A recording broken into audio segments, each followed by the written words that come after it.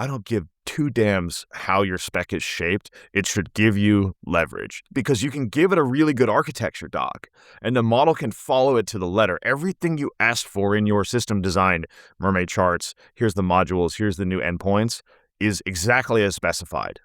But somehow the code is still garbage and you can do a lot of steering and you can get 99% of human quality code, like very good code as if you had written every character by hand, but 2 to 3 times faster.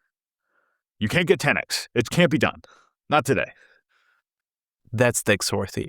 He's the founder of Human Layer and godfather of context engineering. So not just prompting models, but deliberately designing what information goes into an agent, when humans should steer it, and how teams can ship with AI without watching their code base burn to the ground. I think abandoning code quality and system quality, giving engineers permission to ship slop, I don't think that's correct. I think that's going to collapse your code base into ash much faster than you think. I have not seen someone nail the abstraction yet to a point where I would use that instead of handcrafting my own memory so I can control every single token that goes into the context window for every prompt in every agent in my system. So if you're trying to use AI for real production software, not just side project slop, this one is for you. We're out here shipping value and helping users and helping people ship value today, while everyone who is like bitter lesson pilled is basically just like YOLOing prompts into the best model they can find, sitting around waiting for GPT-7 to come out because they're just like, oh, it's not worth doing anything because the models are just going to get smarter. Lots of people are out there telling you code is free and build every single thing you can, and it's not free. It's not, because if you don't care about it, you will be throwing it out in 6 months. If you are a manager and you are not trying to help your people adopt AI, you are failing them. In this episode, we talk about why software engineering is not going away, why code review might actually become more important, why just let the agent run is not a strategy, and how serious teams should think about planning, context windows, sub-agents, cheaper models, and AI adoption. I think the core insight behind context engineering is that the AI, like the space of people building on LLMs, there are a lot of buzzwords and concepts and ideas around memory and context graphs and RAG and agentic systems and multi-agent and sub-agents and cross-agent. There's all these ideas, and everyone wants to sell you a product that or sell you an open source thing that kind of like abstracts away something. And the idea behind context engineering is like, it's not that thick a layer, and you should really just understand that everything is assembling context windows under the hood, and do stuff yourself before you go reach for abstractions, because I don't think I haven't seen all the memory companies are really smart people doing really interesting stuff. They're getting really good results on benchmarks. I have not seen someone nail the abstraction yet to a point where I would use that instead of handcrafting my own memory so I can control every single token that goes into the context window for every prompt in every agent in my system. So you brought up benchmarks, and I gotta say, this is such a pain point for me because they're all kind of trash, to be super honest, in general around AI. And they get worse over time. Well, over time, agents, models, whatever, are just gaming the system where it's like, oh yeah, I have like 5% point more than the last model, I'm so cool. It doesn't mean jack shit at this point. Depending on where we get to today, I have 2 benchmarks that I'm actually interested in that we can dig into, but I do think the deep SWE it at least seems realistic enough with my own experience where I have like a certain sense of trust in that. Deep SWE, this is I haven't gone too deep on Deep SWE. I pulled up SWE Marathon, and Frontier Code right now is the ones I've been digging into, but I have to check out Deep SWE. So like if you look at like what is it called, Terminal Bench Pro or something, that a GPT 5.5 and a GPT 5.4 mini are like 2% point apart from it. It's completely delusional. Completely delusional. I don't understand how people are like, oh yeah, this is a great model. I mean, it is a great model for its purpose, don't get me wrong, but those benchmarks are completely useless at this point. Yeah, people are accidentally training on test. And then you have, specifically with Terminal Bench, you have people straight up cheating at all the problems by like putting secret things in the system prompt. So it's even worse than we thought. It's so bad. Okay, sorry, I got off on a rant. So context engineering. Yes. I have a somewhat maybe provocative question, but do you think, as I fully agree, it is very relevant right now that you intentionally steal the context and be very mindful of what you put in, what you expect to get out of it, etc. Do you think this will be a thing in the somewhat near future? Do you think LLMs and agents are just getting good enough to do this themselves entirely autonomous? They keep getting better. Can I share 2 slides?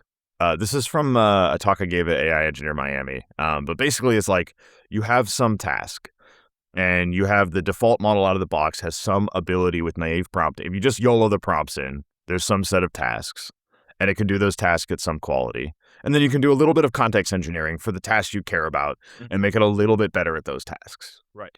Right? And then the bitter lesson basically says, or bitter lesson or whatever you want to call it, is that eventually a new model will come along. And so you'll have this, and then a new model will come and it will just blow it'll make half of your work irrelevant. But then you can immediately turn around and do more context engineering. And like the goal is like, hey, we have to make these models solve these tasks. I mean, this is engineering at its core, is like, how do we get smart about boundaries and testing and evals and all this stuff so that we can take the off the shelf thing and make it perform better than what somebody, and like we spend weeks and or months of time making the off the shelf model perform better than what you can get just with naive prompting. And people are willing to pay for that. And so if you're building products, you're building systems, you're solving problems for yourself, I think it will always be relevant. I mean, there may be a world where GPT-9 is so smart that like it's 100% on every benchmark we as humans can ever come up with.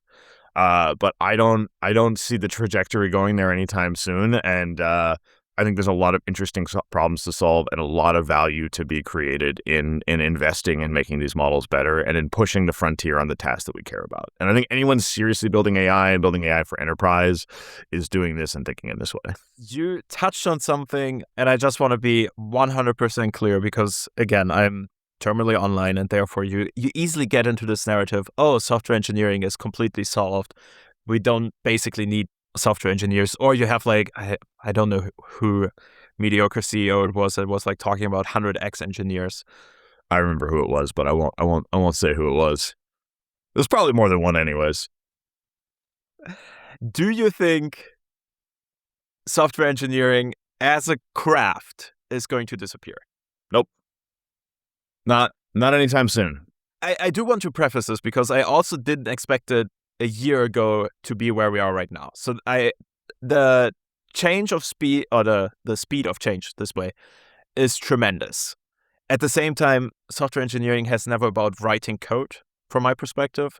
I was never the best coder. I'm good at writing software, don't get me wrong, but the skills that made me valuable to the companies I worked at were usually more soft skills. Like I can facilitate, I can coordinate work, I have like the bigger picture, I can architect systems. Like that is what companies valued in my skills. Not that I can crank out 100 words per minute or whatever. Probably or not you can nail a bubble sort algorithm first pass or whatever it is. Completely useless with lead code. Yeah. I was very fortunate. So I grew up in like Germany, where like this whiteboard test is not as much of a thing. So I was always like, I would fail every one of these.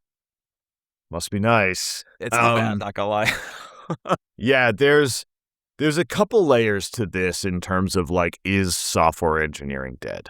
And I think about this in terms of like the new software factory and the old software factory, which was before we had AI and before we had the notion of lights off. We still had software factories. If you go back to like 2021, and this isn't even when the term came out, but like the Department of Defense, there's this guy, Nick Shalon, the like chief software officer for the Air Force. And he came in and he said, we need to start building software like every other enterprise, and like not the like big banks of the world, but he's looking at like what we call like these like hipster enterprise, right? Your Airbnbs, your Ubers, your Instacarts, whatever it is. And they have really high security. They have really high throughput. They have incredibly high quality. They deal in crazy systems. They ship hundreds of times a day. And they're using this whole stack of tools of Jenkins and code scanning and security and like all of these things that like there's like 100 tools that touch every single release that goes out. And it's like we need to do this so that we can move faster. Whatever the reasoning is, but like this was the concept of Software Factory before AI. So AI is just a new layer on top of it. And I'm going down a little bit of a tangent here, so bring me back to what the question was, and we could go deeper on that maybe. Well, actually, I kind of now you got me down there, so I'm right there with you. Yeah. Okay. Let's go. So in Germany, we have this concept of dual studies program. So I studied something that is kind of like a mix between economics and computer science. So nothing really, I know jack shit, but like a little bit of everything. And there we went into production. And I think, honestly, like looking into like how a Toyota or something structures their production sites and factories is super interesting. And software engineering as a craft can learn so much from that as a whole. I remember being like a year or two into my software career, and I was in my boss's office for a one-on-one. Incredible manager, and I was like, we have this inefficiency, like, you know, it was something with like the QA process, and we kept having regressions, and he's like, okay, Dex, there's a thing that we're gonna have to learn right now. I'm gonna give you a book to read. It's called The Goal by Eli Goldratt, and the big takeaway is there will be inefficiencies that are not bottlenecks. And if the inefficiencies are not blocking the main through line, then you just have to hold your nose and be okay with them. And the mistake we're making right now with the loops and the token maxing is like I forget who said this first. It was on Twitter like a couple months ago. It was just like, we are doing the primary mistake of like what factories were doing in the 60s and 70s, which is they would bring in these MBAs, and the MBA's job was to pick like one station in the factory of the 100 different stations to make a part, and they would optimize the hell out of it and make sure it was always at full utilization. We're trying to saturate utilization of the key parts of the factory rather than focusing on the end-to-end and fixing the bottlenecks. I think this is interesting because on the one hand, I very much think it is a good thing that right now we're still a little bit in like this infinite pot of gold for where companies just like throw money at AI, hoping to see like that 10x return of investment. I highly doubt there is a 10x return of investment, but different conversation. Where I'm going with this is I think this like exploration phase, like getting the engineers into the state of AI psychosis and out of that as quickly as possible is super important. Super important. Okay. You have thoughts? You force people into AI psychosis, or like you encourage them to go crazy with it, and then you encourage them to kind of pull back. I think it's a natural, like in software engineering, we tend to do this thing where we overcorrect. On the last episode of this podcast, I was talking to David Kramer, and we were also talking about like microservices, like 2016, 17, 18. Like everyone was like, oh, we need microservices for everything. Figured out like, oh, microservices are maybe not the best way. Maybe some parts where we want scalability or something should be microservices, etc. So we have this like swinging, and as an industry, we keep doing the same stupid thing where it's like, oh, AI, all the things. Oh, maybe, who was it now? Like one company was basically like, yeah, it was Uber who spent their entire AI budget in like the first 3-4 months. Yeah, $1 million. Lots. That's like every company I talked to who got AI pilled in December. They built their budget in September before Opus 4.5, so they had no idea that suddenly every engineer was going to be addicted to this fucking crack cocaine that is Claude Code, basically. That is such an interesting way. I never thought about it. That's not I read that on Twitter too, but I think that's 100% correct. You need to have that exposure to figure out this is what it's good at, because there are things that AI is fantastic at, and I don't want to lose that. But there are also parts where AI is absolutely trash for. Yep, and I don't know. My current evolving thesis on all of this is basically like some people are there's like levels for this. There's the lights off factory where you say, cool, we're just going to write specs. This was the strong DM thing that came out in like January or February. Other companies have posted about this of like, we're going to stop reading the code. It's the bottleneck. We're just going to throw more tokens at the problem. And like, yes, throwing more tokens at the problem does give you better results, but it does not guarantee to give you correct results. And I think there's like level one is you care about the specs, and you're like, okay, I define the behavior really, really well. And I define like, okay, if it is working, these things will be true, and hope that the model will find a way to test and assert those things are true, right? And modern model's pretty smart about this. You give it a browser, you give it a bash shell, it can do a lot of poking from the outside and make sure it does what you want.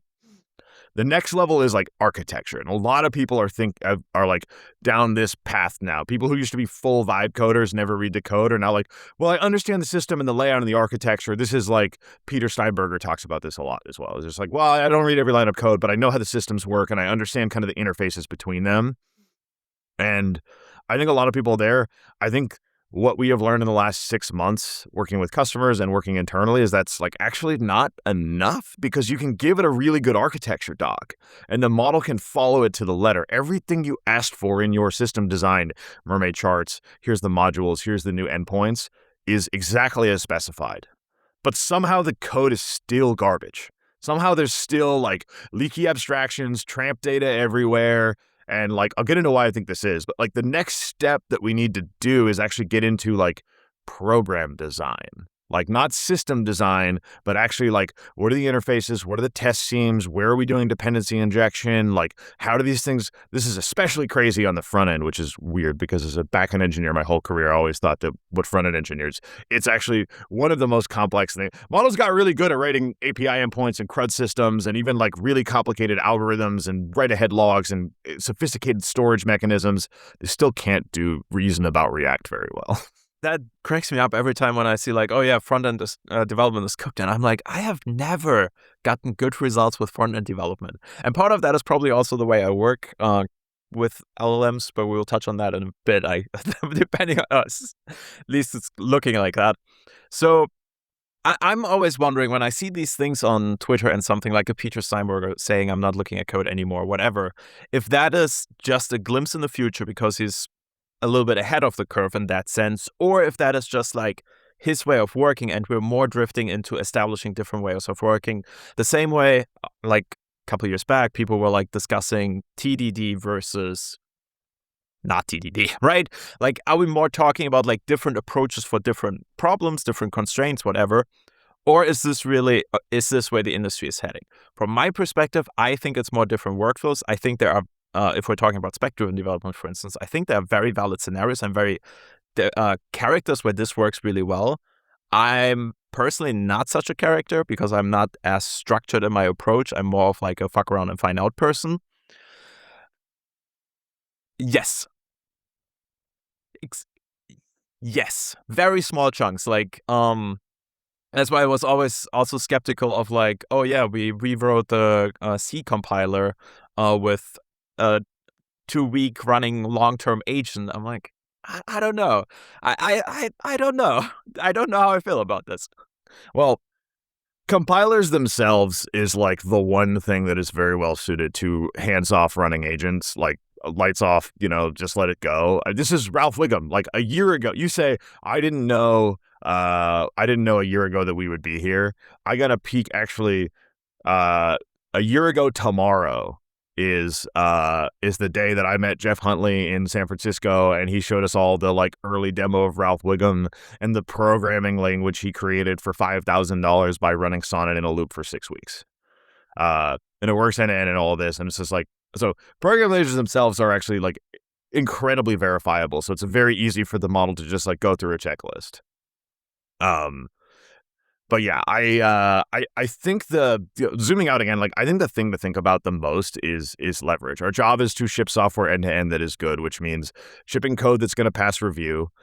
It means, in my opinion, reviewing the code. You can throw more tokens at the problem, and Bugbot and Codex reviewing Claude's code or vice versa. You will find some things and you will raise the floor, but like you're not gonna get if you're shipping really high quality production code and you're not reading it and caring about it, or you are reading it and caring about it, but you haven't like cultivated a deep intuition about like and I don't want to gatekeep here, but the bottom line is like a bad pattern because you debugged it at 3 a.m. This is Jake from Netflix and a couple other people. And so it's like, if you don't have the sense of what good looks like, it's really, really hard to build systems that are going to last.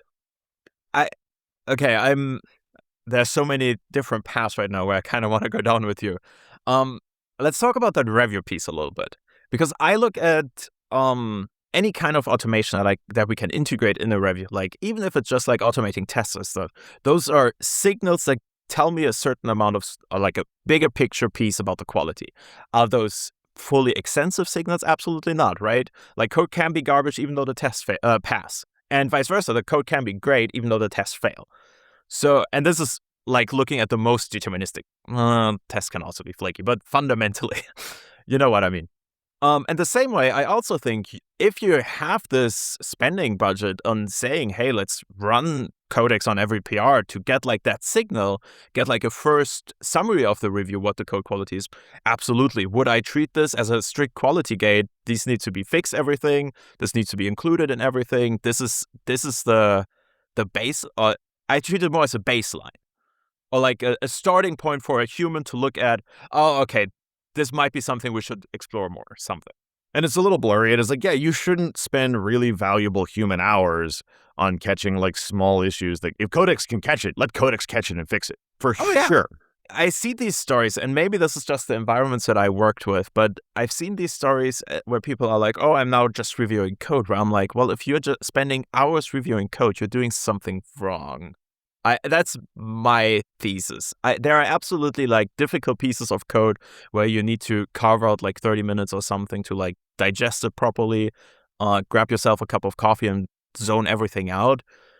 But if you need that much time to review a PR, I don't know what level of review you're doing. I've reviewed PRs with hundreds of files and never spend like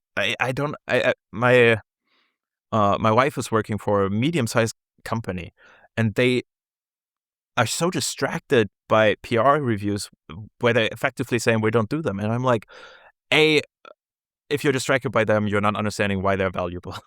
Yes. The code quality aspect is nice. I'm still my biggest aspect of PR reviews is more of like the knowledge transfer, but again, different conversation. But I don't understand this notion of like, oh, there's now so much code, we cannot review it anymore. Like, what are you doing? Like, it's not a novel. Like, yeah. And this is Dax from Open Code has said this, and I forget who else notable said it recently, but it's basically like there is a ton of things you could build, and the fact that you can just like prompt a feature into existence, and like they basically, my take is like lots of people are out there telling you code is free and build every single thing you can, and it's not free. It's not, because if you don't care about it, you will be throwing it out in 6 months. Like I said, maybe GPT-7 or GPT-9 will be able to solve the current model's problems. But if you want to have a functioning company, and if you're 0 to 1 and you're trying to find stuff that works and you're throwing shit against the wall, you're basically in prototyping mode, amazing. Don't read the code. If you're a fintech with hundreds of engineers and you get fined millions of dollars if something is done incorrectly, you have to read the code. You literally, like, it is existential to your company, it's borderline existential to your company to make sure that things are correct. And bugs still happen and humans make mistakes too, but they don't make the types of mistakes that models make.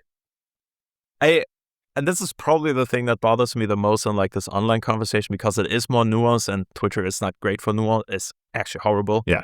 But like there are scenarios where vibe coding is completely valid, and I would probably even I do it myself. I would encourage. I do it all the time.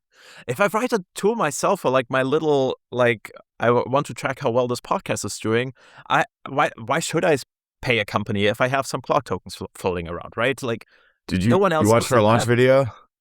The launch video was fantastic. So every single animation in there, all of the like motion graphics, vibe coded. Like Opus 4.7, it's like 2,000 line React files. I have not read a single line of them, completely vibe coded. But that is also something that is easy verifiable. You put it in the video, figure out, oh yeah, it looks great, and you're good to go. Yep. If we have software that affects users, maybe even on a very regular basis, like daily, you should absolutely care about what you're shipping to them. Yeah. And so here I can we do some drawing? Yeah. Hell yeah. Okay. So this will also be an audio version, so I'll try my best to describe it very accurately. But I can put the end picture somewhere. Oh, sweet. Yeah, and we can post it with the show notes or something. Yes. But like the like classic like software factory SDLC, you have actually let me get a SDLC. There's like it's like the infinity sign with like the 8 nodes or whatever, right? What? All right, we can just copy this one. So you have planning, analysis, design, implementation, testing, maintenance. Some dumb. This is where we were like 20 years ago. No one does this, I hope. you have like ticket. This is like, what are we going to build? I'll call it like PRDs, right? Mm-hmm. And then at some point you have like doing the code, and then you have, code review. And maybe you have, I'll put code review and like testing in one block. It's just like, make sure it's correct. And then it goes to prod, right? Sounds reasonable. You're doing, yeah. And then customers use it. Hopefully. Hopefully you have users. And then by some process, this makes it back into your team, their feedback and whatever it is. Mm-hmm. And you make new PRDs or bug reports or whatever it is, right? But like requests for changes in the product, right? And this is how a lot of teams go. And then as you get a little bit bigger, you kind of introduce 2 stages here. Most teams start doing this pretty early, but you have kind of like a design meeting, not like visual design, but I mean like, how are we going to build this? Usually this happens like you have design meeting and then you have like break it down into tickets. Yep. And then those are what go into the coding. And so like we've all been in here, sit in a room full of 4 or 5 software engineers. You look at the things we want to build this week. You say, cool, how are we going to, you align on how we're going to do it. And then you break it down into small stories. And then everyone just goes and gets to work. You crank the tickets out the backlog. And so like, this is the old way. The things that change here for the AI software factory is basically like you have, some tech in here, which is like sandbox, orchestration. You maybe have like what we call like an outer harness, which is like giving it like feedback and testing in a browser and stuff like this. And then you have your like inner harness, which is, Cloud Code, Codex, App Server, whatever it is. And you have the model.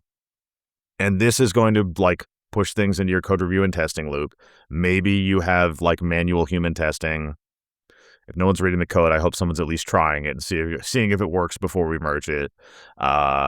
You may have automated testing. I'm going to assume you're going to do as much automated testing as possible here. And so you're going to catch all the things that automated testing could catch. So you might have manual human testing. You probably have like AI code review bots. Yep. And the question is like, can we skip the like actual like important thing of like, human code review?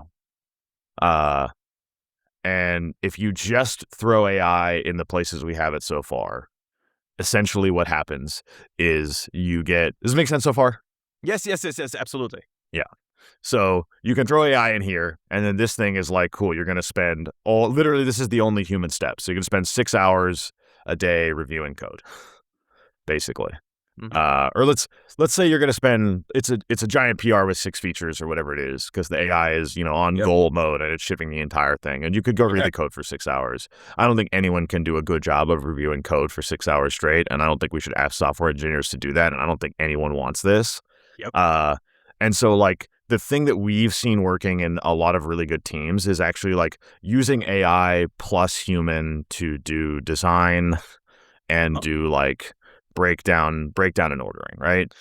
This is kind of our bread and butter, is like, hey, if you do this really well and you spend 20 minutes here, or maybe let's say we spend an hour here to do the design, to break it down into steps where it's going to be verifiable along the way. Maybe you even have a human for really complex things. You have like a human like spot checking in between. Because if you ordered things correctly, then your code review goes from 6 hours to like 20 minutes. Because like the PRs that take a long time to review are the ones that are bad. A perfect PR or a PR that is like, okay, I got to change some variable names and maybe move things across files. It's easy. It's almost a joy to review, especially if you already went through this process and you understand it. So that brings me kind of to a somewhat related question, because I've read that at human layer, you kind of change the way you're developing by focusing more on having a very extensive spec. And I think you call it a little bit different. It's not quite a spec. Yeah. So we can talk about where you differentiate there, but you have a very extensive research and plan that is then getting reviewed before it's going into the coding part of things. Yeah. Is that a fair summary? Okay. Fair enough. I mean, I think the word spec is pretty like, what is the word?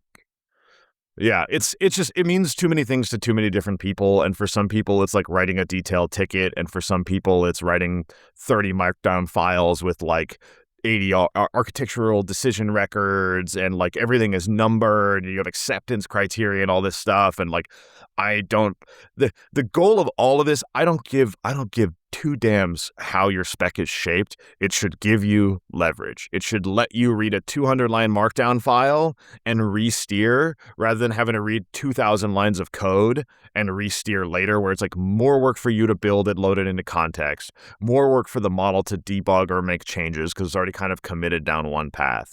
And so we actually have, these two phases where you have like, okay, what is the overall system architecture? And then what is the program? If you care a lot about program design, what is the program design going to look like? You want to basically give the model every opportunity to give you a zoomed out version of the code so that you can re-steer that, because the more detailed the thing is, the harder it is to re-steer. And so the more, if you can do a pass at the 50,000 foot view and at the 25,000 foot view and at the 10,000 foot view, you save yourself a lot of time at the, live view on the ground reviewing the code itself. No, I appreciate that. How do you make sure that, because I mean, like, effectively models are not deterministic. Agents don't make this makes it slightly better by having tools to make it a little bit more deterministic, but fundamentally still building on non-deterministic software doesn't help with making it deterministic. So where I'm going with this, you can have the same prompt, perform it twice, and based on the time of the day, you will get different results. Yeah. How do you make sure then that you have a plan, whatever you want to call it, in place that is detailed enough to prevent that drift, but also not over detailed where you're basically like exceeding the context window with just one markdown file that is 5,000 lines long? Right. And this is some Haskell person posted this, and Mario Zechner, the Pi agent guy, he talks about this all the time. It's like, people say, oh, but I have a very detailed spec. And it's like, if you are at a level of detail that you are guaranteeing that every line of code is written in a particular way, you haven't written a spec, you've written code. A program is a detailed spec.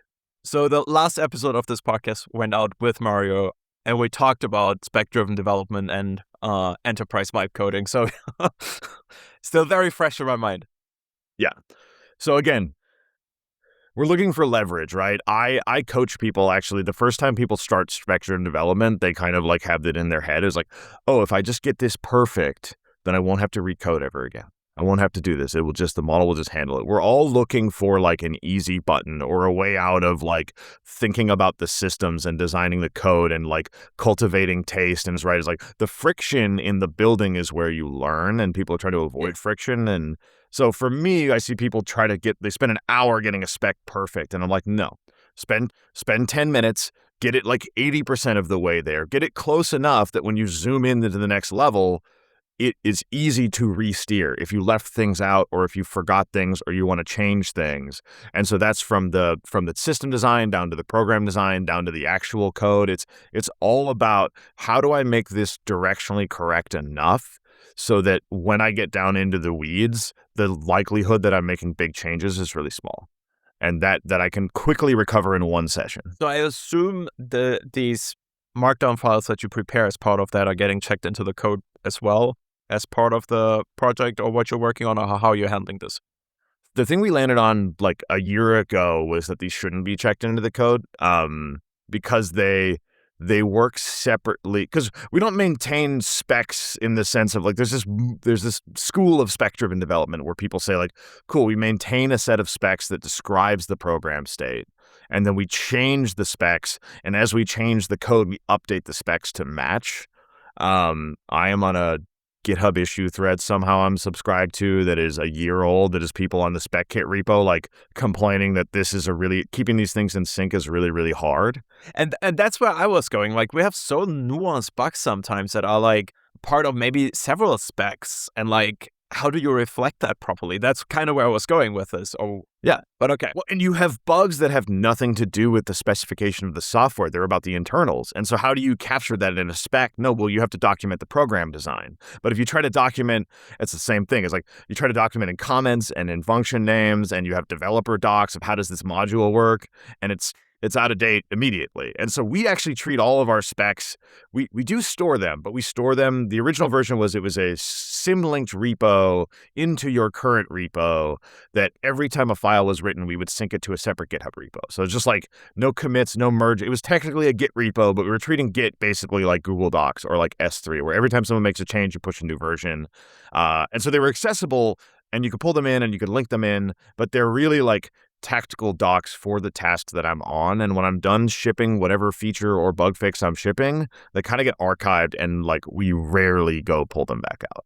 Okay. That makes a lot more sense, at least thinking about the way that I work. And I mean, we talked about this, where I'm like more explorative, where it's like, oh, let's start here and then find my way around the software, right?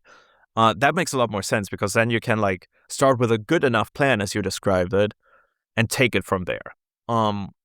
Whereas like otherwise, if you check it in, then it feels like to some extent more final, approved. This is what's going to happen. Yeah. Now I'm committed to this, and if I get halfway down the implementation, I'm like, oh, that's not going to work because we forgot about this thing. Like, I can just finish. If it's close enough, I can just fix it and re-steer, because we're going to throw that doc out. But if we change and I own that doc and other people are going to be using it, now I have to change my code, and then I have to remember to go update the plan, and it like you're actually just giving yourself more work. Yes, and that's the way that I with like this traditional approach of spec-driven development, how I always felt about it, because effectively what the software developers most of the time are doing is finding out what they need to build to some extent. We have a good enough ticket that we know vaguely what we need to build, but how it exactly looks, what exactly are the constraints. I've never yet seen a ticket that has all the details that I needed to know to just be like, oh yeah, let me throw this at GPT 5.5, it will take care of this. Completely delusional from my perspective. But like, you need to have enough details, some kind of acceptance criteria that you as an engineer are confident, okay, I can build this. Once you have that level of confidence, you'll figure out the roadblocks along the way. That's at least how I've been working. And this approach never really clicked with like a traditional spec-driven approach. So I always looked at it more as like okay, what are people doing here? Why are they thinking this is good? But I like your approach a lot more. It seems kind of like a middle ground in that sense. Yeah, Like it's you got to be comfortable rewinding. You got to be comfortable throwing stuff out. You got to become same thing with code. Like, I don't know, like I used to do this thing when I was a software engineer, writing code all day. It's crazy to think of this. If I was writing a PR and I didn't like the design, it's like there's this. You really like like I did all this work. I just spent 2 hours on this, but it's like I tried to cultivate the habit of like, look, the hard part is actually understanding. I'm going to git reset, start over, and build the feature from scratch again. And it would always be better code. It would take a little bit longer, but I'd be so much happier with it once you've gone through and figured out what all the constraints are. And so like you have to leave space for surprises, and you have to basically like, the spec is not about getting it perfect. It's about optimizing your chance of success and the amount of changes you have to do, while not getting too attached, so that you can be flexible and squishy and kind of like re-steer as you go, as you learn things. I think this attachment to code is one thing that is a little bit weird to me. And I think also where a lot of this anti-AI sentiment is coming from. I absolutely enjoyed coding as a activity and stuff. It's fun. It's a challenge in some way. So it's like very stimulating in that sense. But at the same time, the overall goal is always to, I mean, like this traditional Silicon Valley thing, make lives better, right? Like whatever it is, like at the end of the day, you want to build something that is used by people in some way and makes them more productive, makes it something easier for them, gives them some kind of value in that sense. And code is just a means for that value. I mean, like in the same, I like DIY woodworking, right? If I could code in that sense, it's just the same thing as like if I build a birdhouse and my daughters love that, easy win. I code by hand sometimes. It's great, but I do it on Saturday, and it's like a side project where I'm like, I just want to play with interfaces and do the red green TDD loop by hand. And like, I don't know. I read a book when I was 22. I'm sure you've heard of it. Is Bob Martin, Clean Code. And I had been using at that point, I'd been using JetBrains IDEs for like a year, and I had just started to get really handy with like a lot of the more advanced refactoring tools. And I'm not going to pull up the quote. It was like extract function, rename variable, like inline method of like, you weren't really thinking at the level of the individual characters anymore. You were like moving things around, and you were like restructuring the program design. And Bob wrote this quote. He was using ReSharper when he wrote this, but it's like Visual Studio, whatever. And he's just like, this is the best tool. It is like, it knows exactly what you want. And everyone is saying for 40 years that we're going to have drag and drop things and code is dead, and software engineers are just going to use like WYSIWYG things to design their programs. And like, we're kind of getting there, but it's not a serious thing that anyone uses for serious work. But this spoke to me so much of just like the joy and the flow state of like molding the clay at like a higher level. As I not really an answer to your question, but yeah, this idea of like there's a lot of like joy to writing the things by hand and designing the system. Absolutely. At the same time, I think there is also, okay, do you think it is reasonable at this point for a company to require AI or mandate AI usage for writing software? I think from a like radical candor perspective, if you love your employees and you want them to grow and be if you love your employees and you want them to grow and be successful in this new world, and they really, really don't want to do AI, you should find a way to get them to learn. It's like the engineer who's stuck in TextEdit and they're a really good engineer, and you're like, look, I know you don't want to learn Vim key bindings, or I know you don't want to like fire up this clunky IDE every time you start to work, but I promise you, you will, if you stick with it and you do the like 2 to 3 weeks of pain, and you commit to learning more about this every week, you will have superpowers and you will thank me. And it's hard to do, but I think it's if you're a manager and you are not trying to help your people adopt AI, you are failing them. I'm a little bit torn, because if I take like a couple steps away, then AI is just a tool, right? If you can guarantee me the same level of performance, quality, etc. without that tool, at the end of the day, I don't care. At this point, someone to make that statement, I think that is a very bold statement to say I can deliver the same quality in the same time without using AI. Yes. But I mean, this is a really good point because even if it's using AI, well, which AI, which system, which spec-driven development kit, which skills, which coding agent, which harness, which IDE, all of these things. And it's very easy to become a very qualitative discussion. And I think like if you want to drive meaningful AI adoption in your org, you kind of need you need 2 things. You need a metric, and you need like social proof. You need to be able to point to a team over there that is like, hey, those people over there, we all agree they're shipping like crazy, and they're not descending into slop. They're not having more bugs. Their project is on track. Everyone like thinks in general the code quality is good, and they're crushing the metric. Because then you can go around, you have some hypothesis, or you have 6, we're going to have this team over here do cursor and this and this and this, and metrics are hard. We can't measure engineering productivity. We've been trying for 50 years. Okay, that's where I wanted to go with this, because every engineering metric that I've seen around productivity, I'm like, that's garbage, that's garbage, that's garbage. You don't like weighted PRs per dollar token spend as a metric? No, it's really hard. I mean, I think you could pick a metric that's directionally correct, where it's like, okay, yes, you can cheat this and game this, but if that person over there has double this number than that person over there, I would reasonably assume they're shipping more and they're more productive. That's true. That's fair. That's a fair point. But then you get to have the conversation with everyone on your team, right? Once you have that social proof and you have a metric that is like at least defensible, then you get to go and like talk to other teams and you say, look, I don't care how you do it. I don't care what tools you use. I'm not telling you to use an IDE. I'm not even telling you to use AI, but you have to hit that level. They have proven it can be done while maintaining a high quality bar, and they have proven they can double your numbers. Figure out how to, if you figure out you can deliver more shareholder value by running 3 gas towns in the corner and throwing more polecats at the problem, great. But you have to get there, and we're going to help everybody get to that bar.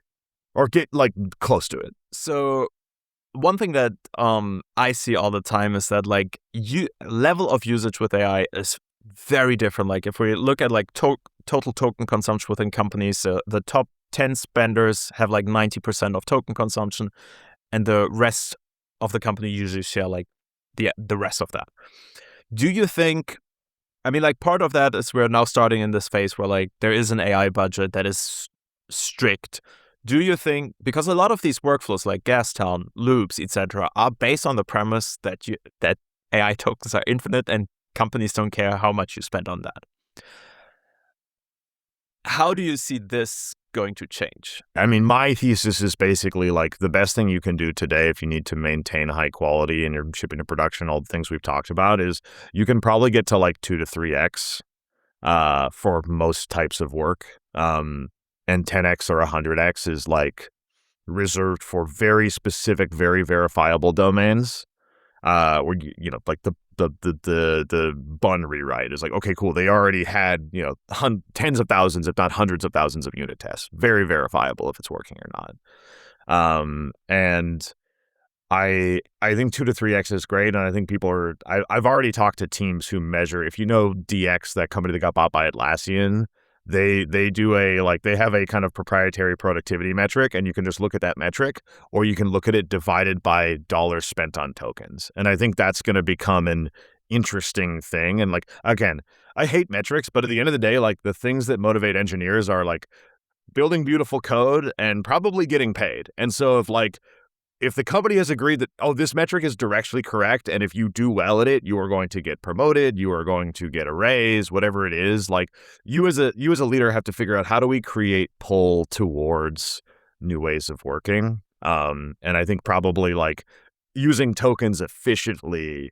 using tokens, as many tokens as you can, is a great way to push people into AI psychosis and get them completely obsessed with it and then pull them back out. And it's like, cool, now figure out how to do this cheaply. Or we'll call it efficiently, more efficiently. We're slowly now starting to look at like the ROI, and like obviously infinite tokens are nowhere near a reasonable ROI because I can use infinite tokens. I can have 15 goal codex loops running, doing jack shit, right? But having like this, okay, on that, do you think like being more selective with the model is going to be one way that developers are going to tweak that? Because if I look at my workflow, I use usually like the most frontier model. Fable was fantastic. I don't have time to fix Sonnet's work. It's faster and better use of my time to just use the smart one, right? That's exactly, I was trying to give it the benefit of the doubt the other day, use Sonnet for something, and I was like, I had to multiple times steer it where I'm like, you're factually wrong here. And not even like just off a little bit, you're literally wrong. And that happens with Opus too, but like proportionally, nowhere near that. So I usually I don't even mess dramatically with reasoning levels, if I be honest with myself. I set it to high or extra high and call it a day. It's slower, but I usually do other things while AI is running anyway, because it helps my ADHD to keep going. So give me one last answer. What is the one mistake companies are making right now with AI's usage? Biggest mistake?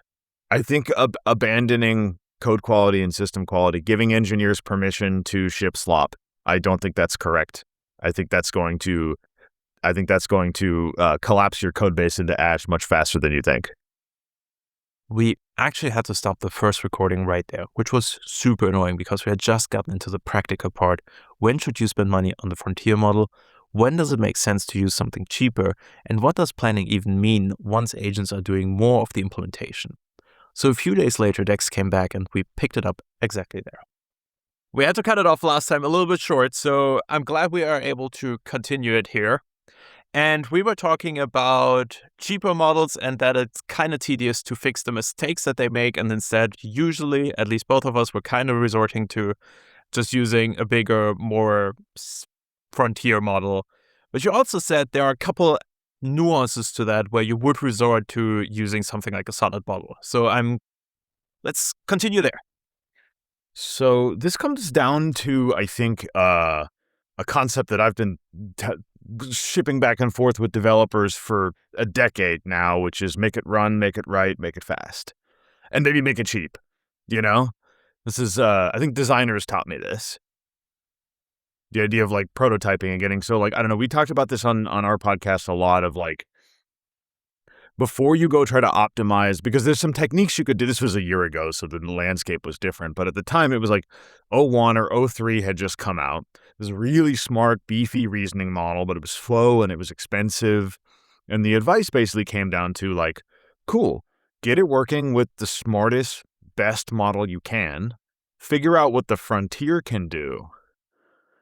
And then as you need to, if your volume goes way up or you need to optimize for latency or price or whatever it is, then go try to make it work on GPT-4o.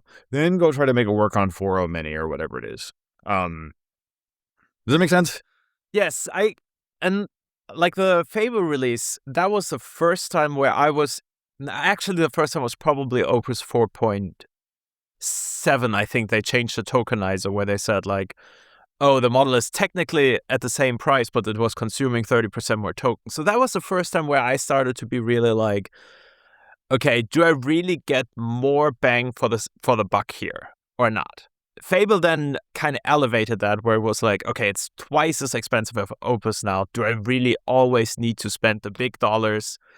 But like most of the time, I still think like, and for most developers I talk to, it's like, okay, using something like Opus GPT 5.6 is, for most developers I know and the way they work, at least like the average developer, they get fine with the budgets that they have in that sense. I'm not talking about like running crazy loops, parallelizing things like crazy. But right now, I don't see this anywhere near. At the same time, though, tokens are getting so much more expensive that I, at the same time, also think companies will eventually put in restrictions like that. Oh, I've talked to enterprise customers who have gotten guidance from leadership of like, okay, we're going to use Opus for planning, but then I want you to switch to Sonnet for implementation. Is that something that you see, where you see or like negligible quality difference, if that makes sense? I think it depends. I mean, I think, number one, like, there's a huge question here of like, are you on a subscription or are you paying per token? Fair enough. And for the subscription people, I will say, if you were maxing out your subscription on Claude, and you're not using Fable, obviously Fable ate through it really fast, but if you're just using Opus for everything and you're maxing out your subscription, like, you're probably doing too much. And again, there's two categories, right? There's the vibe coders, and then there's the people building production software. And like, I vibe code all the time, but there's a time and a place for it. And yes, you can vibe code the entire universe of software if you get good at parallelizing, but I don't think it's actually like productive in terms of like creating value in the world. That's how I like to separate. I think there's like a huge area where vibe coding is fun, even also productive, like writing an internal tool or something that just you and a couple colleagues are using, completely viable to just vibe code it, not look at it, as long as it works to run it a couple times. Call this fight slop with slop. You vibe code the tools that help you like improve the code quality of your actual code. I do that a lot for podcasts here, for like post-processing and stuff. Like, as long as the result looks good, I don't really care for the code quality, as long as it works. I'm the only one using it, so totally cool. But I'm always wondering, okay, because the plan is, for me, the part where I want to like involve more of my personal thinking. So I'm always wondering, okay, and that's kind of where my original question was coming from. Am I getting or do you see getting better results of using a expensive model for planning and a cheap model for the execution, where my thinking would more be the vice versa, having like a cheap model kind of act more as like my sparring partner to like encourage me think through a couple edge cases and stuff, use that for planning, and as long as I greenlight the plan, I would want an expensive model to cover the edge cases properly. It depends what you mean by plan, I think. I think there are... That's a great question, because I already remember from last time that I think we had a slight different differentiation or like way of looking at plan. And a lot of the things that you're doing at human layer, also, you're constantly describing this concept of plan, or questions, research, design, structure, plan, implement, work tree, whatever. I think I'm done with acronyms. The point is you're building a prompt. Like, you're building a pipeline of prompts and you're being in the loop. Like, a plan is just a prompt. And so your prompt can be every single line of code that should be changed, which feels like overkill, or your prompt can be the 2 sentences you typed in the first place. And there's this whole spectrum between I rambled about a thing I want and a highly like detailed technical doc, and this like process of refining various levels of detail in those. You go from 2 sentences to a page. You go from a page to a essay, the 3-page essay. You go from 3 pages to like a detailed outline. It's just like writing anything, right? I think for me, the sweet spot is usually where I feel I have a good enough understanding, where I don't hit too many edge cases or like uncover too many edge cases, but also have enough understanding that I can share with an agent or whatever in form of verification steps that these edge cases could be uncovered while the agent is running. Yeah, I think it's not about getting a perfect plan that perfectly documents your intent. That's kind of like, I don't know what the analogy is, but it's like you don't need to get it perfect. You need to get it good enough that you'll be able to address any deviations without having to do a lot of manual work to rebuild context or start a new session or whatever it is. It's like you build this intuition for how much can I do in a context window? How much can I do in a context window where I'm using subagents? And then you say, cool, the plan has to be good enough that if it's 20% wrong, I know I'll be able to recover. But if it's 50% wrong, it's probably going to be easier for me to throw it all out and fix the plan. And if the plan is it'll come back and I realize the plan was actually 50% wrong or 80% wrong, then it's like, okay, cool. I'm also going to throw out the plan and I'm going to rewind even further. And so it's like you're constantly getting, the more comfortable you can get with zooming in and out of these levels of abstraction, the more comfortable you can get with, okay, this is close enough that I'll be able to recover, and there's only a 10% chance that I'll have to rewind. It's like all these like stacking of probabilities in your head of like, okay, this is why I think, like, have you heard this thing that like people who play StarCraft are really good startup founders, or like RTS games? Is because you're basically taking a bunch of incomplete information. There's fog of war. Matt Pocock talks about the fog of war and the frontier. There's stuff that you don't know. You only know what you've seen. And so there's like a 30% chance this is going to happen and a 10% chance this is going to happen. And how do I get more information at some level of abstraction to help me like recalculate the probabilities of how the thing works today and how it's going to like be built when I build it? And then you're like, I don't know. I think this is what people talk about LLM intuition. It's like being able to, without thinking about it, naturally hold all these probabilities in your head and then combine them into what's the best path. One thing that I've seen more and more being talked about on social media is that people interact with different models differently. So I think Theo is talking about that a lot, that he's using Opus fundamentally different than GPT 5.6, more on a prompt level than anything else. And I have this level of intuition where I experiment with these tools way too much, so that I say like, okay, I get better results in this area by using that model and better results by using this model. That is the level of intuition that I have. I don't think, because usually I share my thinking with the model in a way in the prompt, I don't think I drastically change the shape of the prompt based on the model. Is that something you're doing?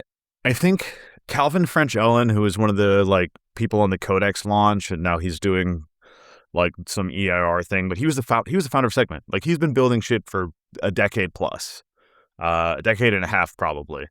And his take was like at the highest level is like GPT is more literal, Opus is more expansive. GPT will take your instructions and do them. Opus is a little more likely to be like, okay, you said this, but based on what I know and based on everything I've seen, you probably want this and this. Whereas GPT will like just do the thing. So as far as prompting them differently, it's like the energy and the conversation, I think, is different. And we actually had to update a bunch of our prompts. So we primarily support Claude Code, but we have Codex now it's now in GA, but we've had to adapt our system because Claude naturally writes docs in the way that we want them. And Codex, in our research phase, it would literally just give you a bulleted list of 200 individual bullets of like, this happens in this file on this line. This happens in this file on this line. It wasn't readable for a human, which is, if you think of these as, oh, I'm building the prompt for the next session, and sometimes I want to be in the loop and iterating, and sometimes I don't even read it, then yeah, you see what I'm saying? We had to update all our prompts to make Codex write like Opus, basically. I totally get what you're saying, because I had this huge moment of revelation with GPT-5 when it came out first, where it was like very to the point, whereas Opus or like Claude at that time in general felt more like flowery and like describing. So, and still to this day for like creative writing, I like Claude models, Anthropic models in general, so much more. They are just way more natural to read. But like for my German way of communicating, GPT is just like exactly what I need. GPT is very German. I haven't said this before and I haven't heard it before, but you're absolutely right. I was immediately like, oh, I feel like talking to one of my people here. It's fantastic. You touched on managing context windows a little bit a second ago. With like different techniques of like, okay, how much you can fit into a context window, when do you want to use sub agents. So I have huge reservations with 1 million token context window. I don't think it dramatically improved anything. I still have the same reservation of like going somewhere across like the 60%. A very imaginary bar, but it's for me a bar. So I usually do this thing where I get near this, have the agent create a summary of some kind, usually in a markdown format, and then either start a new agent entirely, or before, if I imagine, okay, this is a bigger scope, have it spawn separate sub agents. How do you feel about this whole thing of, okay, 1 million 1 million token context window, and the techniques that we have in place right now to manage that? Plus compaction. How do you feel about compaction? So we used to say the dumb zone was like 40% of your context window. For a lot of models, that was like 80 to 100K tokens. I think it has gotten better, but I still, we build a product that tries to help you do better context engineering. And if you're using a 200K token like model context window, then we will give a warning around 100K tokens. Like, hey, start thinking about, it's not going to break and become really dumb, but like start thinking about wrapping it up. And there's certain scenarios where I will happily go to 300K. For the million context window, by the way, our warning is at 200K.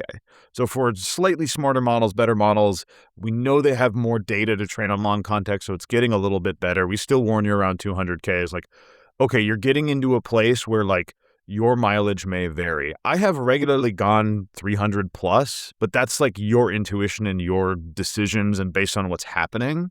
The biggest tell for me when it's like, all right, kill it now and just go do a new context window, is if the model is struggling to get test to pass. If it's like, oh, I got to do this. Okay, let me try doing this. Oh, I got to do an end, because that's when it's going to start trying weird, crazy stuff. It doesn't have as much intelligence. It's going to forget things that have happened before. It might even forget how it got the test running 100,000 tokens ago. So depending on what you're doing, also compaction has gotten a lot better. So your idea of like, hey, I write to a markdown file and then I use that to resume my next session. Compaction can now well capture most of that. And I know the Claude compaction now also points it to the conversation history, so the model can go grep through the old one if it needs to. But you're not in the loop. The nice thing about the markdown file is you can go edit it. And what do you think is missing when you do like compaction? I guess my question is like, you keep some information, but what do you lose? It is a huge black box to me. That is the thing that is like difficult for me to deal with, because at the point of compaction, I lose the information. Okay, what information are now in the context window or not? Till the point of compaction, it's pretty much like, I assume, it's also not completely realistic, but like I assume everything of that is in the context window and will be considered. Well, so if you build a custom wrapper, a custom client, you do get a user message event out that has what was in the compaction. It's fair. So if you want to know what was in your compaction, you can always go look in the JSON-L file and you can see the user message that it created.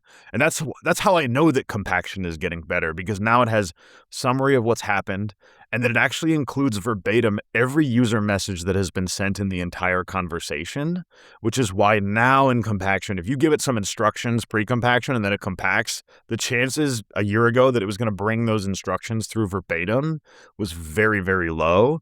And now it's going to see every single time you re-steered it or said, no, run the test like this. That all gets preserved now, which is, I think, a big improvement.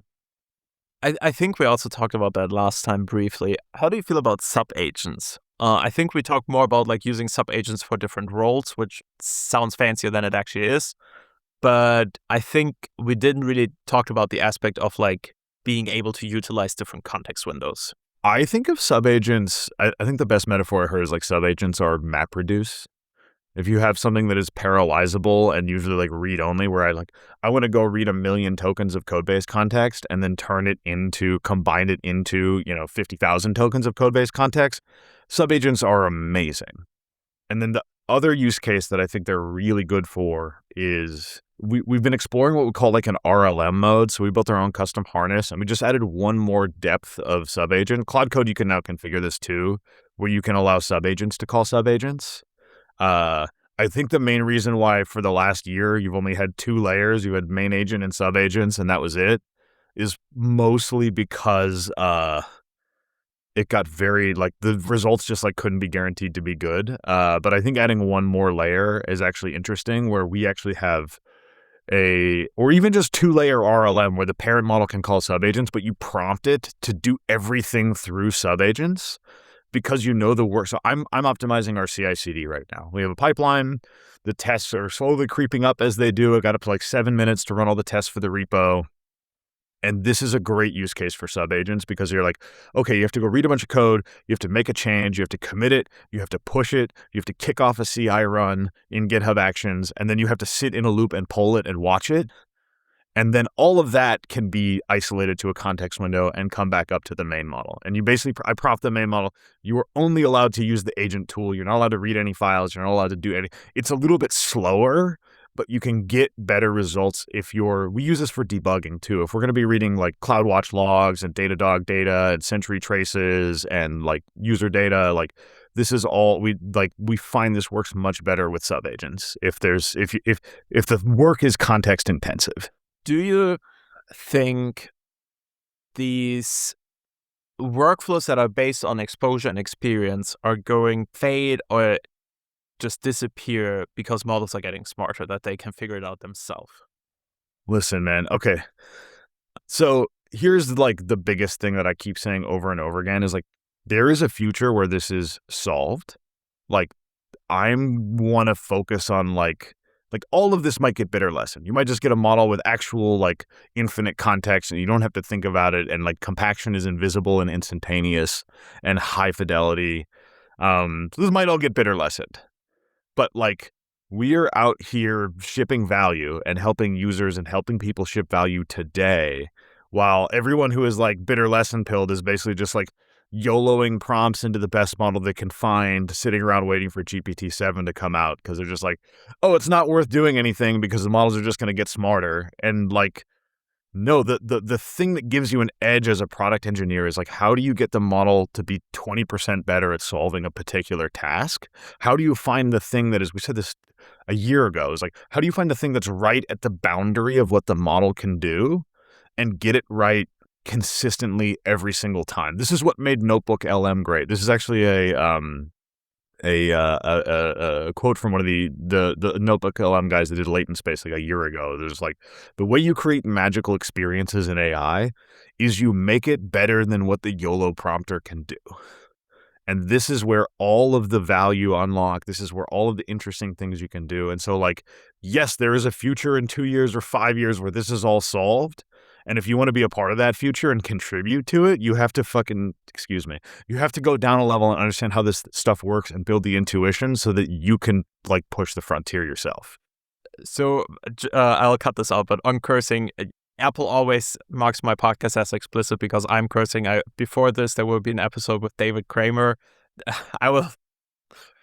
It worked I love out David super Crane. well. Oh, it's Yeah. a Okay. fantastic episode, but I think a couple people at JetBrains will be a little salty at me. Well, now the gauntlet has been cast. I'm gonna have to catch up to David. I don't know how much more time we have, but we can certainly turn up the expletives. One thing I'm wondering is, because right now it feels pretty much like if we're looking at the big providers, right, with Anthropic, OpenAI, Google a little bit behind, and then XA are probably a little bit more behind, depending on how you look at things. But do you think there is a future where these differences will be negligible, and kind of like right now, where honestly, like I prefer using a Mac, but I would also use like a framework computer or a good Dell machine. I would probably put Linux on it, but different conversation. So like these differences are getting negligible at some point. Do you think we'll look at these model providers in a near future where these differences are getting less relevant and companies are just, oh, I got a good deal with OpenAI because I know one of their salespeople, so our company is using OpenAI. Whereas like you switch jobs, you start to work for another company and they're caring maybe a little bit more about security and therefore they have their cloud deal or something. Do you think that is because right now what I see, most companies I talk to have several subscription parallels and you can use most of that what you like, which I think is important right now because we're still in this exploration phase. Everybody's got a $200 plan, right? And you just pick which one you like. And if they're all the same, then yeah, pick the one that your buddy works at, right? Yeah, I don't know. It would be interesting world. I mean, like I don't doesn't seem like we're getting on that trajectory. Like the models are all good, but they're good in different ways. I would imagine that with the amount of relevance to national security that these models pose, it's unlikely that too much is going to get leaked and that people like labs will be able to maintain their moat because they have to keep everything super locked down either way. So I don't know if I would like bet money on a world where all the models are exactly the same. We'll see. Everyone says this is the year where open source models are going to catch up. GLM 5.2 is incredible. It would be nice to see an open model win, or at least be one of the options, because I think that gives people the ability and the freedom to open the box and play with it and change it and repair it and like all this stuff that tinkerers love to do, and that like if I don't take an ethical stance on this, but like it is in a world where like yes, you can go see the model and mess with it and change it and retrain it and all this stuff. In a world where you can, obviously, I want the world where I have that option because it could be interesting, it could be fun, it could yield different dimensions of kind of like wins as far as like what you can do from a product perspective. I think this is also for so many aspects super important, even if it's just like commodity, to keep these big players also to some extent in check. At the same time, the convenience that you have by not hosting your own model is so big that most companies are not going to do this anytime near, I assume, at least, unless you have like crazy security concerns, which even like I still talk to a lot of like German customers and even those at OpenAI, Anthropic, whatever. So I want, as you said, like for various reasons, I want open source models to succeed, be competitive in that space. But I mean, also every year since I'm in the industry, I've heard, oh, this is the year of Linux for desktop. It was every year, and still it's nowhere near as popular as macOS or something. But different conversation. Yeah, I did Linux on the desktop a while ago. I was just riffing with somebody about window managers yesterday of like, hey, look, like, actually, it's a little bit better now than it was. Like with AI, it's like, cool, Claude can fix my tmux config. Claude can debug my Wi-Fi thing. I don't have to go spend all day reading Stack Overflow once every 2 weeks because some random update broke my webcam or something. Getting Bluetooth and graphic card drivers working on Linux, at least the last time that I've really messed with it which was just at the beginning of the pandemic, was still utter trash. Yep, I believe it.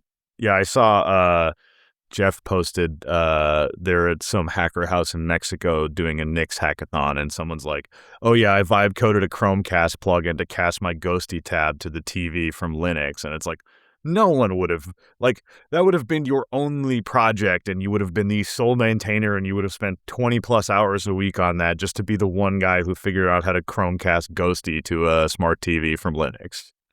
Coming back to this workflow of running 10 agents in parallel, doing like several side projects at the same time is, and I, to be precise, like Peter Steinberger from OpenClaw is very actively talking about that and not reading code a whole lot anymore.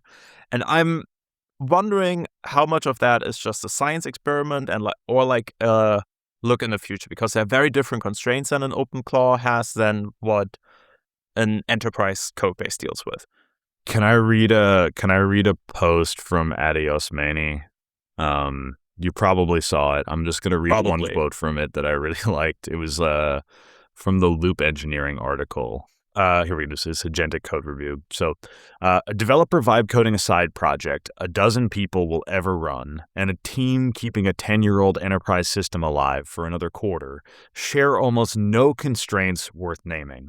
And most of the advice in circulation is really just one of those two people telling the other how to live. That's my take, is there's two very different worlds, and like vibe coding is great. If you want to vibe code 100 side projects, that's fine, but don't pretend you know what it's like to maintain a 1,000,000-line Kotlin code base for a bank. And if you maintain a 1,000,000-line Kotlin code base for a bank and you have to be very careful and specific and you can't just YOLO code, that's great. But also, like, there's no reason to throw shade and shout at people who are vibe coding 100 projects or think you're freaking smarter than everybody because you tell people. Like, there's this, like, I don't know, even my content I think sometimes comes off as a little bit like gatekeeping, and I'm trying to like shave the edges off of that, because it's like I am focused on a very specific group of people who produce incredible value in the world, which is like software developers in companies building tools that are used by people that do tens or hundreds or hundreds of millions in revenue or billions in revenue, and the stakes are too high to risk things going wrong. And how in that world with that constraint can you still move 2 to 3 times faster with AI? That leads me to a very interesting question. What do you think has the highest net benefit in terms of like AI workflow? Like product, like end-to-end product throughput for like commercial applications in production that need to last, is your question? Yes. It comes down to one word, man. It's leverage. It's kind of what we were talking about of like you start with 2 sentences and go to a page and get the page right, and then you get the 3 pages right, and then you get the 10 pages right, and then you probably go ship it, or you break it down into pieces, you check it along the way. But it's like, I think the problem is when you're back and forth with an AI model, it's really hard you're kind of like, you're being synchronous for things that don't need to be asynchronous, don't need to be synchronous. And then you know what I mean? It's like the model's really good at going and reading, like, you should send an agent off to spend 10 minutes reading code and thinking about the problem. And then you should come back and riff with it. And then you should disappear for 10 minutes and let it go, like, build the first part of it.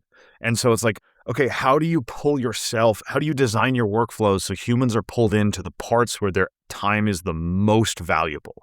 And if you're optimizing for that and you really think about it and you get really good into LLM intuition, you can carve off enough time that you can do a little bit of parallelizing and you can do a lot of steering, and you can get 99% of human quality code, like very good code, as if you had written every character by hand, but 2 to 3 times faster. You can't get 10x. It can't be done. Not today. We talked about that. I don't see this 10x or 100x narrative anywhere realistic, and that is just CEOs being delusional or gaming a system. Or burning their code base to the ground, and they're not going to find out for 3 months. Yeah. Most engineers that I know that work in like more traditional, as you said, like banks or something, they have like very dedicated systems, and they often lack like the time and resources to learn these things really. From my perspective, exposure is the best way to kind of say, okay, I'm not, David in the last episode said that he's not writing a single line of code right now himself. He always uses an LM like that kind of forces him to get this intuition. What do you think? How can people build that intuition? You just got to use the thing all day. And you got to watch other people use the thing. I think pairing with AI, like pair programming, is actually really underrated right now. Or it's gotten a lot more powerful for a number of reasons. Like, we're all learning new ways of working. Like, I mean, look at JetBrains, for example. Like, I got a lot better at JetBrains when I sat with a senior engineer and watched them use all the shortcuts and all the refactoring tools and all of this stuff. It's a thing where it's like a large complex tool. You can learn it by searching the web. You can learn it by sitting there. But most of the times, like, you don't know what questions to ask. They're unknown unknowns. And if you take 10 people who are all learning on their own trajectories and you have them mix and match around, you're going to spread that learning and everyone's going to move faster. And so like, even though like there's a couple different ways you could work with it. You could have one person working on one thing at a time and another person working on another thing. You could have, if that person gets really good, you can do 2 or 3 things in parallel, right? One person working 2 or 3 things in parallel, another person working 2 or 3 things in parallel. What I actually love is 2 people doing 2 things in parallel, because you have enough work that you're mostly doing the work, because when one thing is blocked, you jump to the other thing. And then when there's more downtime, you don't go check Twitter or check email or multitask or start more work. You sit there next in person with the person you're talking to and you engage with the problem. You whiteboard, you look ahead, you think about what's coming next, you like discuss. And I think that's just powerful on its own. Layer onto that the fact that you're both going to learn each other's AI tricks as you go. Like, oh, check out this prompt that I do. I think that's the answer is you have to try it and you have to try things. And Simon Willison is always saying, like, every now and then you should try a thing that AI cannot do. You know it. You've tried it 10 times. Try it again when a new model comes out. Have your like personal eval that like helps you understand how much better is this model than the last time we tried this 3 months ago. So that's part of it. But if you can make a way for those things to merge and people to share all their versions of that while doing actual work, then you accelerate it. But the short answer is, if it's just you, just use it as much as you can and pay attention and like be thoughtful about what's working and what's not and build that intuition. The line to vibe coding and not reading the thing is very blurry right now, because it can already do so much and you get very easily distracted of like, oh yeah, this seems to work fine, I don't need to bother about it. But I think as long as you're in this exploration stage, and even afterwards, the degree just changes. But in that exploration stage, I would check obviously every line of code, but also every like text that is output, every line of thinking, any line of reasoning, anything that is going on to build that intuition, that understanding. This is how the model operates. This is what I would have expected from the other model that I used last week to act here, and like build that understanding. It is so easy to be like, oh, this works. That's probably also the biggest concern that I have right now for people coming into the industry, being like, I learned software development by going through the motion, or as you said, pairing with a senior who taught me the tricks and I adapted them. One more thing of like, how do you learn software engineering is you read the code of really good software engineers. Yes. When I was stuck on a problem and I had to chew on it, we used all these Google libraries, from like the Guava library is this Java library from Google. It's like really good collection and stuff. And so when I was like stuck on a problem and I didn't want to think about it, I would just click into the methods in the libraries and I would read, oh, here's how Google writes their code. Oh, here's how Meta writes their code. Like reading other people's really good code. And there's not really a version of that for AI. You can't just go read Simon Willison's Claude traces. My concern is even more that from a junior perspective, the AI takes that role of the senior engineer kind of and like shape, but like realistically, if you don't steer AI properly, it just puts out garbage. So the only thing that you're creating is like a multiplier of garbage. Yes. Slop cannons, we call them. And that's what I'm really concerned about coming into the industry right now. Just to be clear, I'm not saying software engineering is going away. I don't think this at all. I rather think we're just going through a phase where companies are making questionable decisions. I think probably software engineering is super valuable right now. But how this coming into the industry, how do we ramp up juniors to build these necessary skills? I have absolutely no idea, and I would love to figure this out. Yeah, I don't have an answer for you. Our current take in hiring is we would much rather hire someone with really good software engineering fundamentals, systems, distributed systems. That's much harder to teach and like help them get really good at using AI. Then I think you can get really good at using AI in a couple months, or you can get to like 99th percentile if you're thoughtful about it and you're consuming a lot of content, you're watching other people work and you're learning from people who know how to do it well. You can learn it in a couple months. You cannot get a CS undergrad degree in 3 months unless you're like a super genius. That's not an answer to your question. No. It's really, really hard. it's interesting because from that perspective, I think mid-level and senior engineer got to some extent more valuable for a company because they have that force multiplier now. And there's a perception issue because junior engineers are going to be perceived as more productive in a code base because they can ship features, but they're fundamentally lacking that understanding what they ship. And then it's a matter of diligence to really be like, have that learning cycle. So I don't know. I wouldn't want to be in that position. Yeah, one way I frame this sometimes is like as leaders, the old like good PR review versus bad PR review was like, the bad PR review was, this is wrong, here's a code snippet on how I want it to look. The good PR review was, well, this isn't quite right, can you go find how we do it over here and like do it that way? The problem is that PR comment, like, and it used to be good before AI because it made the person think and understand and like transform the patterns and really learn how both parts of the code base work and learn, okay, the next time I do this, I'm going to do it this way. But now if I put that comment on your PR, you're just going to paste it into Claude and Claude's going to do it for you and you're not going to have to learn. And so I've seen Mitchell Hashimoto on comment threads on Ghosty basically say like, go ask Claude why this is wrong. It's not here's where to look or here's what I would like it to look like. It's just like, this is wrong, go figure out why. And that's and our challenge as like mentors and senior engineers and coaches and managers is now we have two jobs. We don't just have to teach people software engineering fundamentals and good program design. We also have to teach people good AI usage. And the two things are almost can like feel in conflict sometimes. Yeah, see what you're saying. And I don't know how you develop that instinct for like, hey, this function has 40 variables. That's too many. I mean, you can enforce some of this with linters, but a lot of it you can't. We struggled with like expressing code quality and metrics and stuff forever. No one has really figured it out For 30 years, yeah. I'm the biggest fan of linters. If you can express something as a linter, you absolutely should. Even more so now because then agents can fix it themselves. Yes. But at the same time, some things are just, well, this worked bad in the past. Let's not do this again.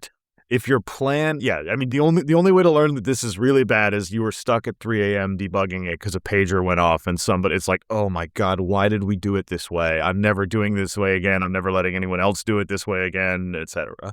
We used to have this like wall. We had a mono repo at my first job at Sprout Social in Chicago, and there was a like a note on the wall in the repo README. And this was Bitbucket. We weren't even on GitHub back then. We had Mercurial. We were like hipster VCS or whatever in 2013, 2014. I had this list of rules, and one of the rules was like when you're reviewing a PR, you have to ask all these questions, and one of them is like, would you want to debug this code at 2 a.m? And like, an agent just can't decide that because at the end of the day, like there will be problems that an agent can't solve and then a human's going to have to deal with it. And like, it's hard to know unless you've had that pain before. The amount of conversation that I had with people on Twitter where I'm like, if you open a PR before someone else sees it, you should look through it yourself. And people were like devastated by that is mind-blowing to me. That's crazy. The audacity that you say, oh, I don't bother reading my own the code, but I expect you. But I'm going to ask someone else to spend an hour reading it. Yeah, I'm still shocked by. To me, to some extent, this goes kind of in like my mentality. When you're late to a meeting, you're taking away everyone else's time. That is kind of the same mentality. If you're not like looking through the code and finding the easy things yourself, then you're not respecting everyone else's work properly. I have another question for you, and that is going to be somewhat off topic. It's not super off topic, but in your Twitter bio, you say you're working on the post-IDE IDE. And for various reasons, I have a mutual interest in that. So I would love to hear everything you're thinking about that so that I can seal it down. I'm just kidding. Tell me because products like that need to have a fundamental vision. Tell me your vision for a human layer. The fundamental vision is basically that like the text pane should not be the primary editor experience. And we've been doing this for a year ago. I think Cursor 3 just did this too, is like, you just have to work really hard to find where the file browser. I still haven't found it. I have Cursor set as my editor for editing markdown files, and I had to change it to Z because I'm like, I can't find the file editor, and I spent about 2 minutes. I spent 2 minutes, and I was like, "This is annoying. I need to edit a file. I'm quitting this and switching to Z because that still opens a freaking text pane." But that the primary interaction with the code base is not going to be through files. Like, you're still going to want to see files. You're still going to want to read diffs. You still might want to open code and edit it by hand. But what would happen if that was the same way that agents were bolted on to the IDEs of the past in a sidebar? What if the agent experience was primary and the file interaction experience was kind of secondary or tertiary? And so build an app from the ground up for managing agents. And then the bigger piece is like, everything should be collaborative. It shouldn't matter where the code is. It shouldn't matter where the agent is running. And it shouldn't matter, like, basically, we have these, like, even the modern super agile SDLC is very waterfall. It's like, okay, we plan the thing, the ticket is ready, someone goes and builds it for 2 hours or 2 days, and then we review what they did. And that's very discrete. And our thesis is like that should all be spread out and continuous. I posted something yesterday. I was like, hey, should we kill the PR? I want to kill the pull request. I don't want people to stop reviewing code. I want it to be more continuous, and as the thing is being written, as the steps are there, the earlier you can get in, the more you can shift left on sharing understanding of what's happening at the plan level, at the design level, at the code level. You're going to have advantages, I think. It's the more you remove synchronization points and the more you make it async but fluid, and anyone can come and see what your agent is doing at any point. You can collab really easily. And that, like, it should feel like Slack. Like, the thing that made Slack better than email was that everything happened in channels. And so even if you weren't in a conversation, it was happening and you could see it and you could see discussions that were happening. And so it's like this idea of, like, how do we help development work be more in the open and not stuck on somebody's workstation or even their remote dev box? How do we make working on code feel more like, I hate Slack, it's chaos, but like they get this like sharing of information and like basically the sound of the woods at night. You have all these channels lighting up and kind of check on what's happening. You can decide to ignore it, but how do we basically put that in everybody's view? So when you're not working on your thing, you kind of see what else is happening and you can pull context in before whether it's a 20-line pull request or a 2,000-line pull request, when you know what other people on your team are doing and you can see it and you can jump in and you say, like, oh, I'm working on this over here and here's my thing and here's a link to my session and my diff where I'm solving this like this. I think it's the future. And so there's a lot of infrastructure. There's a lot of cloud and streaming and sync and all these like modern like database concepts. Yeah. Okay, so you're basically I don't mean this in any dismissive way, but so therefore the IDE is more of a visualization layer over these information that you're having from your perspective. Yeah, kind of like a command center pulling all the strings together. Yeah, and the core things are like you have artifacts, which are like docs meant for humans, plans, designs, etc. You have agent sessions, which are like kind of just like traces. You have like some grouping and organization projects, tasks that group those two things. And then you have like streaming code diffs of every time an agent makes a change, that's a data point. And then how do you create a good interface to explore and understand all of that happening in real time across everybody in your team? For the IntelliJ code base, we have, I think right now, the last time I checked, roughly 500 committers in the mono repository. Don't you think that would create like a shit ton of noise? So if I look at my Slack, just in the matter of this conversation that we recorded here, I have like 20 messages pop up on my left side. Yeah, I mean, organizing that. This is the Google mission, right? It's like, how do you take all that information and organize it and make it useful? And how do I scope to just my team? How can we use AI to kind of like, instead of I have to go check a big inbox and decide what's worth looking at, something more like generative can tell me, hey, okay, cool, you're working over here, just so you know that person's working over there. You might want to take a look. Maybe not the single source. At least like most companies I know have also outdated docs and stuff. Yeah. If you move further away, how do you tackle like building an understanding of like architecture, decisions made, or like patterns that live throughout the code base? How do you visualize that? Because I fundamentally agree with you that we've seen this, that we're very much moving away from this code writing experience more towards a code reading experience. And most companies, including us, haven't focused as much on code reading so far because the code writing was the painful part. But not painful, but the time-consuming part for most people. And that just more or less solved itself. So now there's still this problem. Okay, how do we build understanding? Like, particularly for people that join a project that is like running for a couple of years. Like the things with agent are super easy if you start on a greenfield project. Everything is green and there's nothing there, so you just start. You maybe have like an HSMB that say, hey, log every decision here in this architecture decision record. You can be very diligent about documentation, yada yada yada. I have not seen a code base in my 15 years of experience that has all these information. So how do you build that understanding when the code reading or the code itself is a secondary artifact? I'll zoom out a little bit. I think Guillermo Rauch said something about this, which is like coding is different than shipping. Like coding is writing the actual code. Shipping is testing it, deploying it, like monitoring it, fixing it, talking to users. Like shipping is like this whole big equation. And this is part of the software factor. How do we get it so the models can ship, not just code? And they can read support tickets and go change stuff. And they can read Sentry crashes and they can go change stuff and like continue evolving it. But basically the way I say it is like, I don't think of it as like reading code versus writing code. I think the software engineer's job has evolved to write working code, to produce working code. And so whether you write it by hand, whether the model writes it, however you test it, however you vet it, however you get it like vetted by users, whatever it is like your job is still to produce good software.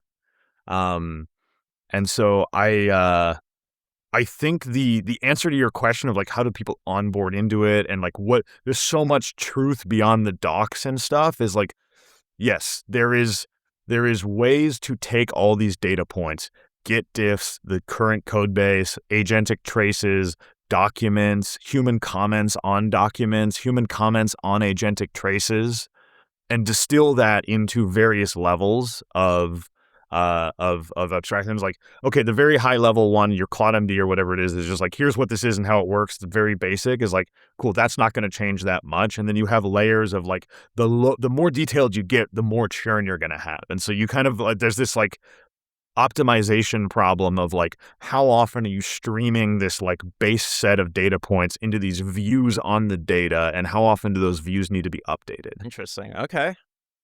So I don't know. We're getting into the weird part, I guess. No, I'm very interested in that because I mean we talked about a lot that the way that software developers work is changing and the tools are a fundamental part of that. So most people, from my perspective, are mostly just looking at like, okay, I can now use a terminal and problem solved. This takes us to a whole nother level, so that's why I'm kind of excited to see what you're building there. Yeah. Last question for you. How or what tip would you give someone who's working for 20 years at the same company, maybe is still, right, like the level of like how they're educating, building skills is much slower than the people that are like on Twitter every day. What is a single advice you would give this like very traditional engineer right now? 3 things. 1, find ways to use it as much as possible. Even if you throw out what you did, learn where the boundaries are. You will eventually be surprised of like, oh, this thing I used to hate doing, it now can do. And like, so like build that intuition just by using AI as much as you can. Number 2, find people that you respect that are 3 to 6 months ahead of you and talk to them as much as you can. I mean, I got pulled forward from where I was 18 months ago pretty quickly by being in like 2 very special group chats special to me. They're just group chats where people bullshit about AI all day. But it's like find a community that feels more, people are way more willing to share their stuff in private. Everything you see posted on the TL, there's like 90% of it is like hype and slop and stuff. So like find a small group of like 3 to 30 to maybe 100 people that you respect and trust, and talk to them. Talk to your peers who are in the same space and find people who are a little bit ahead, and talk about what really works with them. And I think private works better because people are more willing to share their secrets. And then number 3 is I hate to say this, but like figure out the loops thing. Start trying to engineer like small loops into your system. Like learn back pressure, basically. That's the number one thing, is like figure out how you can make it as easy as possible for the model to check its own work. That's the only way that you can leave things unattended for longer and actually get good results. Thank you so much for joining me twice for this. I had a great time talking to you. I very much appreciate you taking the time for this. Thank you so much. This is super fun, dude. I think we have this, there's like, yeah, it's almost like find people who are as skeptical as you are or live in the same like skepticism circle, because it's a lot more fun because we all see the same problems in the world. Awesome. Thank you so much and see you next time. Yeah, and this is great. Thank you.